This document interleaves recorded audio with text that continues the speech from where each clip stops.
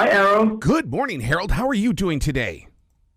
I am fantastic, sir. How about yourself? Absolutely fantastic. But I got to tell you, Harold, this show from on Epix, I think I need to go get a head doctor because you play with our minds on this show.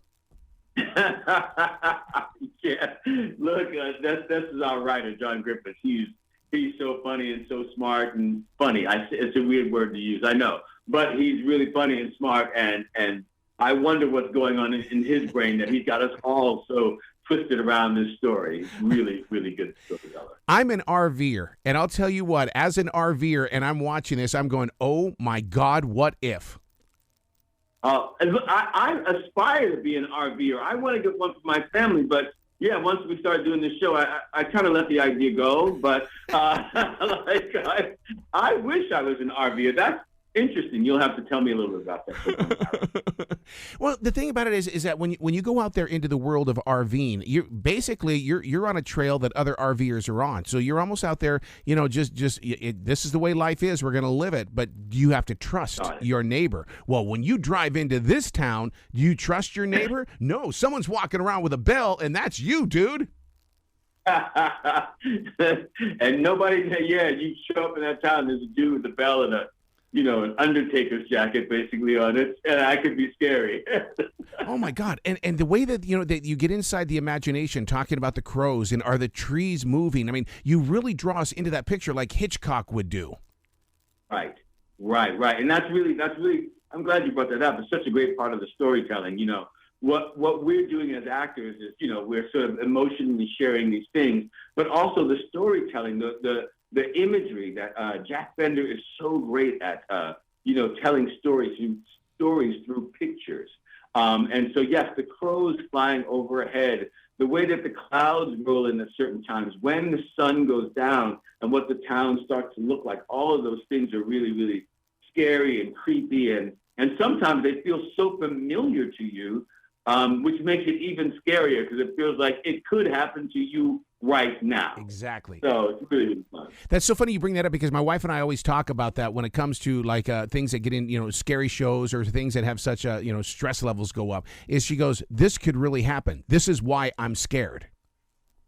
Exactly. And we just went through a pandemic, so kind of it really did just happen. So true. So now, as we were all trapped, and there was a monster that was going around and killing people. It was. Yeah, we kind of did just go through that. Harold, I was actually hoping for zombies. I really was. I didn't expect a pandemic. I still want to go back to zombies. If we could just go back to 2019 and change Corona to zombies, that would be... I would be a happy camper because I've seen enough of those shows where it's like, all right, and you can even pull from this on Epix and say, they know how to survive on this show. I'm going to learn from this. Exactly. This I got. Virus, use the birds. As an actor and the way that we've all become this binge-watching generation, this has got to be inspiring to you that, we'll complain about a 2-hour and 15-minute movie, but you give me a series, I'll sit through it the entire day.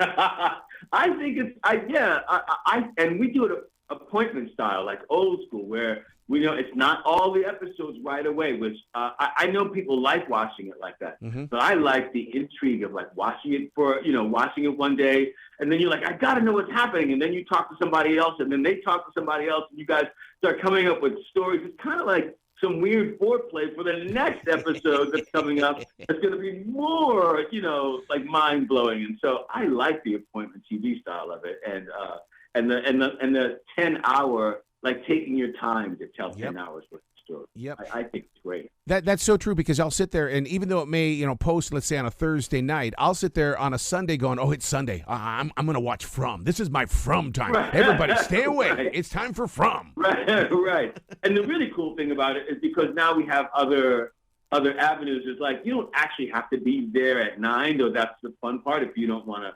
get any spoilers, but from 9 on, you can go back and watch it. So if you can't get there at 9, you maybe get there at 11, but you can get there before Monday morning when everybody's going to start talking about it. So true. So Yeah, because a TV show like From on Epix, this is water cooler conversation. This is the kind of stuff, you're right. People are going to say, did you see? What did you think was going to happen? Exactly. There you go. Exactly right. Exactly right. So, And so I think that part makes it fun because there are so many moments that, like, even in that, like, the first two episodes, there are so many, like, what just happened here? Like, I did not expect her to do that. or what's that fallen tree mean? Oh my God! Quick, turn around. Let's go. Are they crows? Are they ravens? Does Right. it mean something if they're one or the other? Well, that's scary for me because I'm here in Carolina and we have a lot of crows and ravens and a lot of vultures around us at all times. So I mean, when I started seeing that, it was like, what? And you start looking out your window in a really funny way, like, hey, babe. When I was have to get out of here. when was the last time we saw our neighbor? We see our neighbor a lot, right? It feels like we're going in circles here. What's going on? I love it. my friend. Does it also scare you because when you get that script and you're about ready to bring it to life, does it put the fear of God in you? I mean, it does scare me. Like when you read it, and that's the thing about really great writing. If I get scared before I even start filming it, like I know that I'm about to do something really, really cool. And so these scripts come out and they're real page turners. They're really like, oh, what's that? I'm like, oh my God. I find myself talking to the script. Girl, don't go in that room. So true. I don't even talk like that, but I wind up saying so. Harold, you got to come back to this show anytime in the future. The door is always going to be open for you. Thank you, my friend. I will indeed. I appreciate being here. You be brilliant, and thank you for this escape from the real world. Gotcha, brother. Thanks.